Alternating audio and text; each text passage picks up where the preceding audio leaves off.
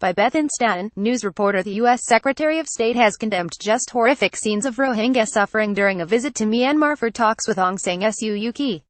Speaking during a joint conference with the country's leader, News-Tillerson called for an impartial investigation into human rights abuses and for those who had committed them to be held accountable. "We are deeply concerned by credible reports of widespread atrocities committed by Myanmar's security forces and by vigilantes who were unrestrained by the security forces," he said. But he said the U.S. was evaluating whether to use the term ethnic cleansing over the crisis and regarded levying sanctions against the state as not advisable at this time. "We want to see Myanmar succeed," he said. "I have a hard time seeing how that helps resolve the crisis."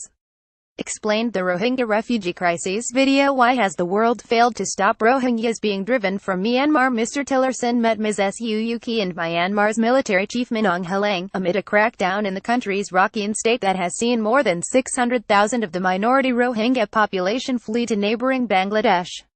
The operation has been condemned as ethnic cleansing by the UN, as well as monitors including Amnesty International and Human Rights Watch. Sky News this week revealed the shocking extent of the crisis, reporting from a beach where thousands of people, including emaciated women and newborn babies, had been trapped for up to 2 months with little or no food and water. Video starvation and death on the beaches. Mr. Tillerson did not rule out action, saying that targeted sanctions against individuals may be appropriate and committing to £47 million in aid for refugees. He also said the U.S. was committed to transition in Myanmar and condemned attacks by Rohingya militant groups, which in August preceded the escalation in the country's Rakhine state. The diplomat also described discussions between Myanmar and Bangladesh as encouraging, urging Myanmar authorities to protect all within its borders and for the states to cooperate on the repatriation of refugees.